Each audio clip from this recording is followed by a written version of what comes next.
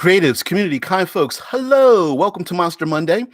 This week, we will be talking about nuance and context. Probably a terrible title for the theme for this week, but essentially we will talk about the actual role playing of the elements in our game, despite what the numbers show. But what's the context? What are the nuances? What are the things that are happening within the air quotes, the reality, the verisimilitude within our game, despite what the numbers show us, and then role playing those actions out, and then encouraging our players to role play those actions out. Now, of course, each day we have a different subject, whether it's Monster Monday, Tips and Tricks Tuesday, World Building Wednesday, Third Pillar Thursday, my favorite, and Future Friday. Well, that's also my favorite as well. But anyway, we're talking about Monster Monday. So what does nuance and context have to do with monsters? Well, it's essentially, if we want to break it down far simply for tabletop role-playing games, it's role-playing your monsters out. It is not having, monsters, your adversaries or whatever, confront your players, draw weapons, get ready to, cast a spell or do a breath weapon and fight to the death. It is, what are they thinking? Do your NPCs want to live? Is your monster just hungry and just wants to steal a backpack? It's giving them the context of what's going on. It's why in the rules, there's no rule for why wolves would stay back when a person draws a flaming ember or a torch out of their campfire to keep the wolves back. But why would the torch, game-wise, do any more damage than their longsword, right? It's about the context. Hungry wolves, they see a blade, they just look, all they're looking at is prey, right? A blade, teeth, claws, it's all the same thing. They can just pile on. But fire, they can't create fire. They're scared of that. So in terms of having your natural creatures, your intelligent, sentient species or whatever, it's all about the context.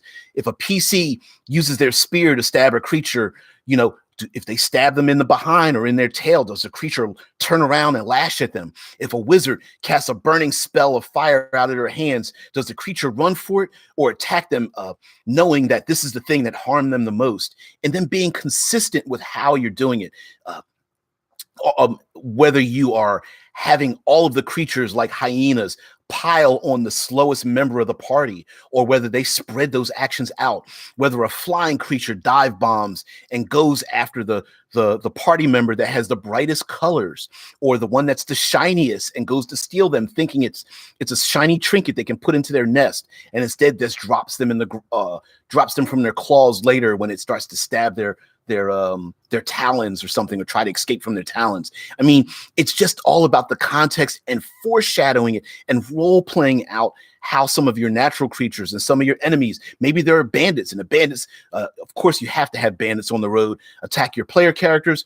One player character maybe pulls their sword, kills 3 of them in quick succession, and the bandits might be like, all right, dude, you're fine. You can pass. No need to pay us, right? It's about the context of the nuance of what's going on within the narrative of the situation. I once described in a very old video about someone who, in one of our games, rolled a 20. They rolled a crit, and they went to fire an arrow, and I want to kill the goblin or no, like the orc chieftain or something like that. Big guy takes the arrow, rolls a 20. Goes to roll the damage, goes to crit, and does something like 3 points of damage, like rolls the most minimum amount of damage back in 2nd edition or something. Rolls the minimal amount of damage, and we're just like, it was just a, face palm, like, are you serious? But within the context of it, the blade, we described the arrow shafts cutting across the throat of the orc chieftain, just enough to make him bleed, almost through his throat. And the guy, Lanalas, anyway, that was his character. He was an elven ranger, whatever, knocks another arrow, and it's like, yells at him, the next one goes in your throat. And it was like an intimidating factor to both grant that critical hit that was rolled. It's like, oh man, that's a critical, but less damage. What does that mean within the context of what's going on? What does that mean? And there's a nuance in there. This orc chieftain gets to live another day, sees this elven archer almost hit him in the throat. That might make you put a little bit of Hershey squirts in your out of your bum, right? So again, it's all about the nuance and the context of what's going on with the die rolls. Maybe someone rolls a die to attack a creature or escape from a creature, or a creature is trying to perform some kind of action, maybe grapple an enemy or one of the PCs and whatnot. And what you do is you describe the die rolls, because in classic Dungeons and Dragons, you roll a d20. There, if you need to roll over a 13, there's no difference between rolling a 14 and a 19. There's absolutely no numerical difference. But in our minds, we establish that difference. So there's nothing wrong with establishing that difference at the table. Maybe we say, okay, if you roll 4, anything that's 4 above or below, it's like you succeed. It's like yes, but, or no, and, which is, it's kind of attached to this thing. It's the yes, but, no, anding of our encounters, and using that with our monsters. Maybe someone they're trapped by a web by a giant spider. And so, yes, you needed to roll a 10 or more, and you rolled an 11. So yes, you do cut the webs, but your ankle is still attached. Or, hey, I'm going to try to bust the door down. Okay, you succeed barely. Yes, but you only have enough space for one medium creature to go through. You didn't knock it off its hinges. All of you can't go through this space. Same thing with failing and doing the same thing. We're going to continue with that discussion the rest of the week. But talking about monsters, maybe there's someone makes a saving throw against the poison of a creature, but it only weakens them for a short amount of time, or they succeed on a saving throw, but they still have to worry about that poison seeping into their body later on. I mean, we can play with the nuances. Now, of course, again, session 0, talk about that with your players if you're going to do that. The act of performing the nuance, be consistent. If you're going to do that, be consistent both with your adversaries and your player characters, right? If a person has a flaming arrow and they shoot it past one of your bad guys, does that flaming arrow then alight a tapestry behind their head? Be consistent. If your enemies can do that, let your players do the same thing, and be consistent across the board with everything you're going to do. And of course, do this fairly. Maybe you of course, as a DM, want to create some kind of obstacles and problems for your players, but your players may then want to turn the tables and use and abuse those things against them. Oh, I'm going to throw the goblin into the spider web, so the goblin gets trapped in a spider web. My thing is slow clap. Hell yeah, of course you're going to do that.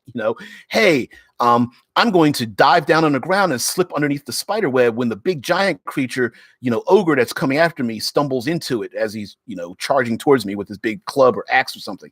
Absolutely, you can do that. And encourage that kind of activity. So again, nuance and context when role-playing out your creatures, role-playing out your adversaries. What do they want? Will they parlay? Will they run if they're damaged? Will they try to escape from certain types of injuries?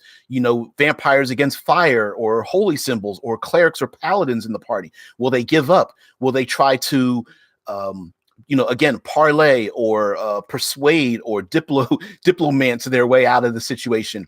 Will they try to find cover and maybe attack later, do a hit and run activities?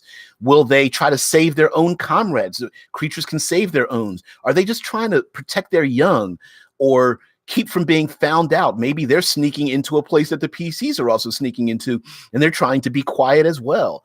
Maybe they succumb to bribery or intimidation or some kind of deception or something. And do they fall for it? Do they want to fall for it? Maybe there's a guard that's hard in their luck or has a gambling problem. They've got to pay off their bookie. And so the minute a player pulls out some coin, they're like, hell yeah, I'll take that coin. I don't want to die. Let me get the hell out of here. And I've got some cash in my pocket. I'm out. See ya. Bye, ghost. Right? So again, nuance, context. We're going to continue this conversation later on this week. I will be live beginning Wednesday, Thursday, and Friday. So yes, the live stream will return Wednesday. So yeah, tomorrow, Tips and Tricks Tuesday, another recorded video. But again, we go live for at least an hour Wednesday, Thursday, and Friday. See ya.